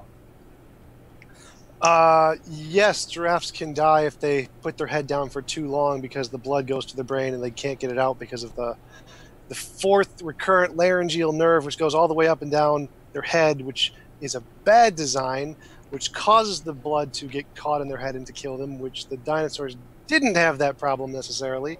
And so they didn't have the same kind of issues that giraffes have. They evolved differently, and so they had different kinds of issues. Can I reply? I think just yes, of course. Go ahead, Bill. We'll give you a really quick response, just because we've had a good amount of questions yet, and we're a little bit close to being over time if we have too many cross responses. But go ahead, Bill, if it's a quick one. I'll be real fast. Blood needs to get to the brain. Dinosaurs were tall. They needed a huge heart. When they bent over, the pressure, the head pressure, not to get engineering on you, would be enormously high, would give them a stroke. I might mispronounce it, so bear with me. They have what's called a meteorably, something like that, which kills the pressure when they bend over so they don't blow their brains out. It's not a nerve problem, it's a circulatory problem. And the dinosaurs would have had to have the same mechanism to reduce the blood pressure to their brain when they drank water. Design. Gotcha. Thanks so much. And next up, Landon Freeman. We appreciate your question, Landon. He says, for Tom, humans lived with a variety of extinct dangerous animals like the Apiornis maximus bird. Forgive me if I mispronounce it. He says, if humans lived with these animals, why couldn't they have lived with dinosaurs? Well, yeah, like I said earlier, it's physically possible that they could have lived with dinosaurs. Like that's not an issue I brought up. That wasn't one of my points. That was something that one of the points Bill brought up. Gotcha. I didn't pick the title of the debate, though. Yes. Oh, right, no right. problem. But I never made the arguments that because dinosaurs are dangerous, that dinosaurs would have just eaten all the humans. That was never an argument I made. Right. Gotcha. Thanks so much. Okay, so next question is from Piggle Pig Swill Bucket. Question is for Bill. The feathered tyrannosaur Dilong, I think I said that right, was discovered after being predicted years before. How would creation explain this find? Go ahead, Bill. They did not find a feathered dinosaur, I would say. I could be wrong. Again, I don't know everything. I did research. I love debating, and I'm always on evolutionist websites to see what they're saying. And if the pig swine guy wants to give me his email, I can send him all kinds of documentation by evolutionists that are not creationists who say they have not found feathered dinosaurs. So if they predicted it, I would say that they're wrong. The people who are finding the feathered dinosaurs are making money off of it. It's not the independent science researchers that are claiming it. Gotcha. Thanks so much. Larry Letts, thanks for your question. He said, I'd like to ask both of the debaters if they know what dinosaurs weren't reptiles. Do you want to go first, Tom? No, you go first. Okay, could you repeat the question then? I didn't understand your second last words. No problem. It was Larry asks, he said, I'd like to ask both if they know what dinosaurs were not reptiles. I'm going to guess what he's asking. When I was a little kid, I was told dinosaurs were not reptiles. And then when I got older, I heard that they were. And just yesterday, I called a natural science museum, I've prepared for this debate for 2 days. I know a little bit about dinosaurs, but I'm not a world expert. And they say, this guy said they're 80% sure, he's 80% sure that they are reptiles because of their scales, etc. They assume most soft tissue doesn't reproduce, that they have the characteristics of reptilian eggs. So the consensus seems to be that dinosaurs were reptiles, and I don't know if I answered Larry's question. Gotcha. I'll give it a shot. So dinosaurs, also to answer Bill's question, dinosaurs evolved from archosaurs, which are pre-dinosaur lizards, reptiles. So they would probably be a classification of reptile. But at the same time as dinosaurs, there were mammals and non-dinosaurs that were alive, and those weren't reptiles. So I think the dinosaurs, or the things living at the same time of dinosaurs that were mammals, were not reptiles. So those existed at the same time, but weren't dinosaurs. I think that maybe that would answer his question. Okay, I've got the next question here is from Landon Freeman. This one is for TJump. So he asks, your explanations of how birds evolve through naturalistic means are imprecise, speculative, and unfalsifiable. This leads to my question. What could falsify evolution? Go ahead, Tom. Rabbits in the Precambrian. Just go with the Richard Dawkins. Rabbits in the Precambrian.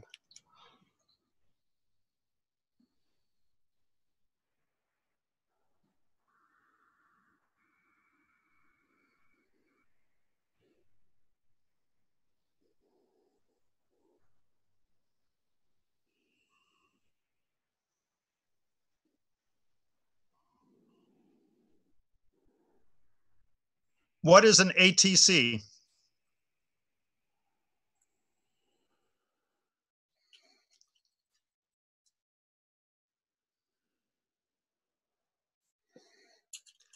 Okay, here's my email. Whoever Mr. ATC is, my email is billyjack1@hotmail.com. Give me an email and tell me where I lied. I would love to hear from you, my friend. Okay. I want to be accurate. I've made mistakes. Correct me. Really? And, I'd be happy to hear where he thinks I'm lying. You got it. But you know what? Give me 1 second. Just the chat didn't hear the question. I'm sorry. I had myself on mute because I've got a little background noise here. Mr. Cook Jr., thanks for your super chat. His super chat was, he said, G-Man is more honest than Bill. I'm just an ATC. So thanks for letting me know in the live chat that I was on mute. I'm getting my own office soon, I promise. So, but Bill, go ahead. Sorry, I didn't mean to interrupt. So my answer didn't go out. I'd be happy to give it again. No, they got yours. They just weren't able to hear me because I muted myself because they got background noise. Anyone listening, if I made any mistakes, let me know. I'm happy to hear what they are. I think ATC is air traffic control. Oh, that's right. I think you did mention that in an earlier super chat. So thank you for that, Mr. Cook Jr. And Standing for Truth, if you want to continue, we'll go through the rest of the questions that we have so we can get through the whole list. The only thing is, just to kind of move quicker, we'll do the first question from Justin James Howman, and then right after that we'll jump to Iron Charioteer and so on. Cool? That sounds good. So, first question from Justin James Howman. He says to ask Bill, what is it about Australia that is so special that God made marsupials exist there of all places? Go ahead, Bill. Well, everybody knows Australia are God's chosen people. That's a joke. Thank you very much. I'm 100% a believer in natural selection. Natural selection is an elimination process. If you took a flamingo to Alaska, it's going to freeze to death. That's natural selection. It's not going to evolve into a new animal. I believe that kangaroos, koala bears, etc., are all the product of intelligent, brilliant design. I believe a kangaroo can only make a kangaroo, and a koala can only make a koala. Now we're delving into speculation a little bit, okay? How did they get there and not other animals? I believe that after the flood, there were land bridges and still a Pangea in effect, and that animals migrated, and after the oceans filled, there was an ice age. When the ice glaciers melted, all of a sudden they're like, oh man, we're on an island now. And again, this is speculation, but it makes some sense to me. And after time, those are the animals that survived. And marsupial fossils are found on every continent, but they don't live today on every continent because this is a planet of extinction and elimination, not new animals appearing. So I believe they migrated after the flood and they survived and thrived in Australia, where other animals who migrated there went extinct. Gotcha. Thanks so much. Just to keep moving as quick as I can, I'm going to try to read through this fast. Iron Charioteer, thanks for your question as well. Yes, what caused the iridium and micro diamond layer found around the globe that correlates with the extinction of the dinosaurs? So my guess is that's for you, Bill. Okay. Many people believe dinosaurs went extinct because of meteor activity, because they're below the Cretaceous, the KAR level, as I recall. This, I took geology a long time ago, but they're below a certain level. They said it came from iridium, but many dinosaur fossils, at my understanding, are not below that, but every dinosaur fossil is in sedimentary rock. So some people think that iridium all came from meteors. I'd be completely guessing if I said I knew for sure. And I'd rather not guess. Something I could look into more. But it's pretty well spread out, pretty well thin, as I understand it. So just from the little I do know, it would be a stretch to think it all came from meteor activity. But it's a good question that I can look into. Gotcha. Okay, so we got a question here from Scuba Steve. Thanks for the question. So he says, this question's for Bill. He says, how do you square using the proof that science has found using science, but ignore the second half of what science has found and inserting your own religion? Go ahead, Bill.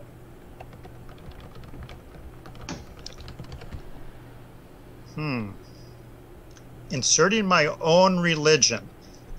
Well, I'll start with a big answer, I guess. No matter what you believe, if people agree with Tom or me, we both believe something amazing has happened in the past. Okay? My amazing thing is that there is an intelligence and power with an IQ of infinity that could design every single hair on my pit bull. Every hair on a dog needs DNA programming to tell it's the location, the color, the length, the thickness, the direction. Massive programming goes into every hair of every dog on this planet and all the other mammals as well. So I believe in a spectacular God, and that's a pretty awesome belief. The atheist believes every hair on my dog and the DNA to program it there got by random chance mutation. Okay? So we both in the past have to admit we believe in something spectacular that is outside the realm of observable science. Okay? I'd like to see, again, I didn't get a satisfactory explanation for the evolution of the birds. I got, oh, it's science, it's easily explained. Well, I didn't hear any evidence for that. So I like to start with the science. There's a design. My dog can only make a dog. My dog can only come from a dog. That's called genetics and biochemistry. Mitochondrial DNA. Everybody listening to the show, I hope you Google mitochondrial DNA. Science has confirmed that all humans have the same female ancestor, and they call her mitochondrial Eve. That's science. Okay, we all have the same female ancestor. Now I bring in my faith. I don't like the word religion. My faith, my belief that a supernatural God made the female with a male.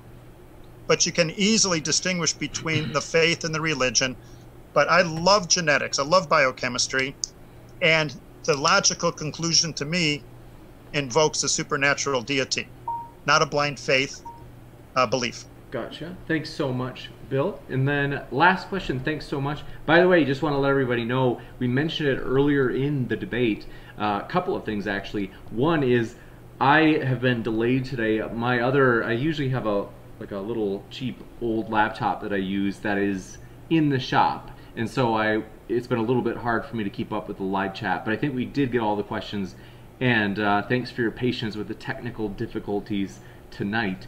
Also, I'm stoked we'll have the laptop fixed for this Friday's debate featuring RN Raw. That will be epic with Dr. Trent Doherty. Also, want to mention really quick, the debaters links will be in the description. That was also a little bit harder because I didn't have that old spare laptop today.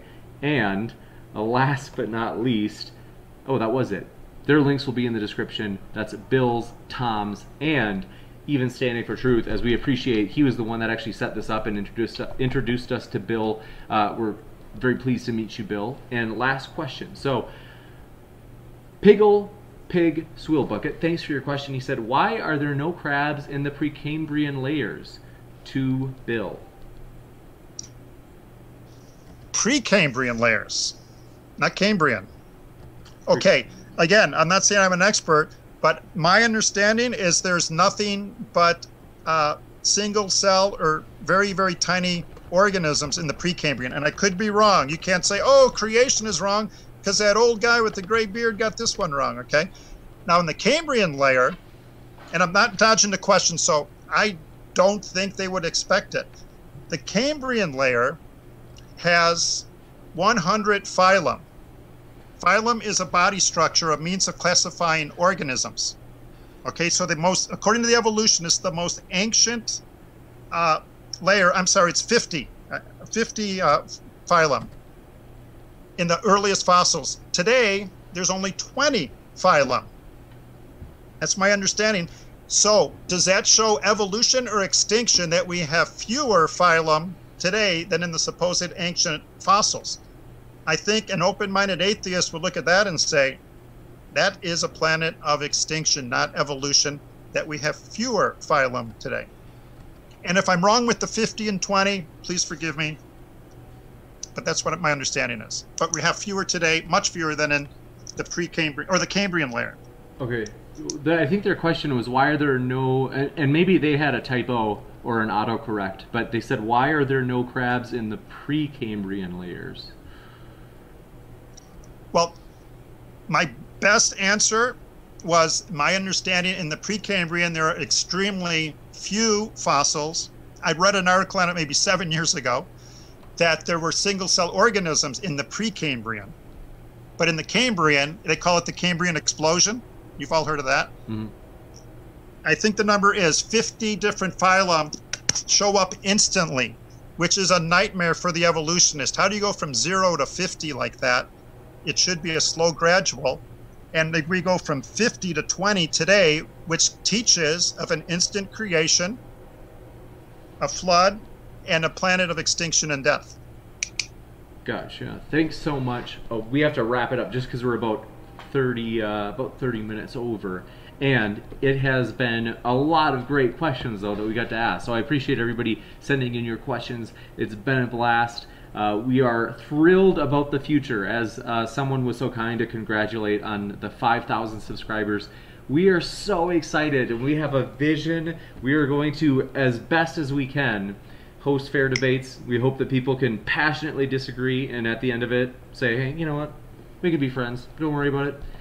And last of all, we are excited, as we will do at least once a month. We will continue doing our fundraisers in which 100% of Super Chats will go to a charity, something such as the last one I think was breast cancer or prostate cancer, and then we will continue doing those. So thanks for being here. Thanks for your support. This really is, I can't say thanks enough.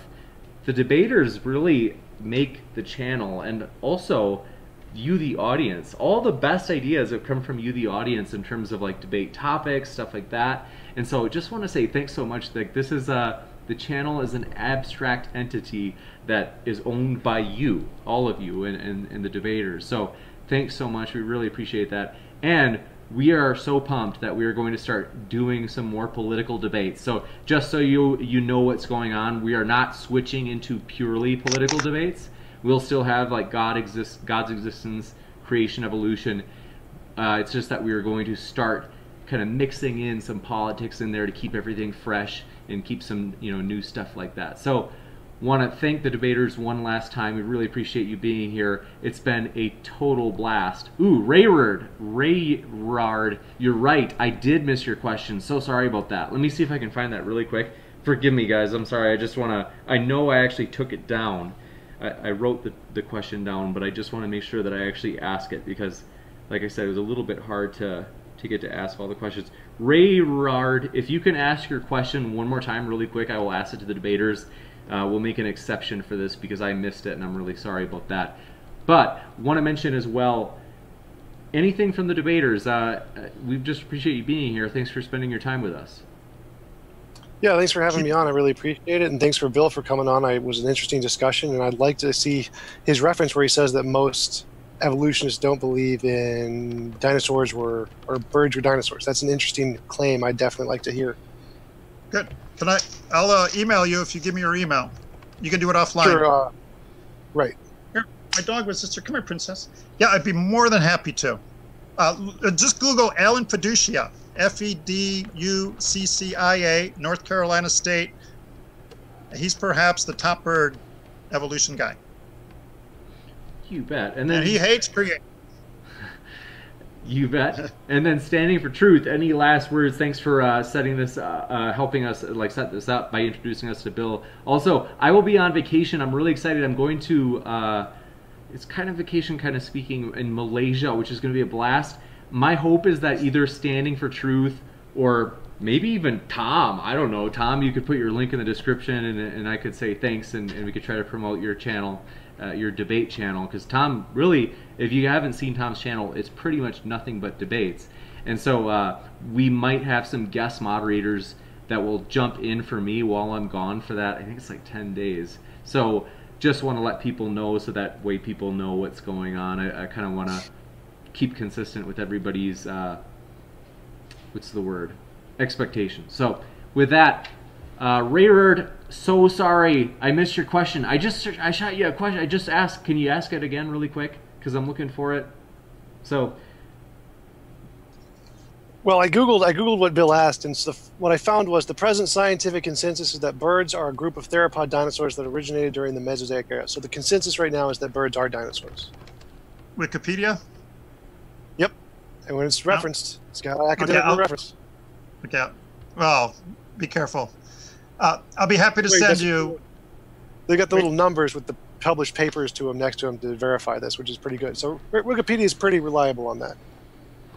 Oh, I love it. I go 100 times a day. But I'll be happy to mail you with the curator of the museum, Alan Fiducia, etc. Yeah, I'll actually send him an email. I'm going to ask him the question. I'll say, what is the consensus among most scientists? And I'm sure he will answer it very, very willingly. Copy me. Be happy to. Hey, thanks so much. We're all learning process. I appreciate your guys' diplomacy, and with that, we will say goodbye. Standing for Truth, any last words before we cut out? No, thanks so much for having me on to co-moderate. Tom, Bill, great debate. I really enjoyed it. So, yeah, I got nothing else to say. Just thanks so much. It was fun. Awesome. So, thanks so much. I appreciate it. I appreciate everybody's encouragement. It was a blast. I'm so glad to be here. It was a week without it was honestly, it was like I felt like something, a part of me was missing. So glad to be back. It's been a blast, and we'll be back Friday, Saturday, Sunday. We're thinking about going to a schedule of Friday, Saturday nights, and then maybe Sunday afternoons. And I think we're going to go with that like pretty consistently. So with that, thanks for coming by. Keep sifting out the reasonable from the unreasonable, everybody. Take care.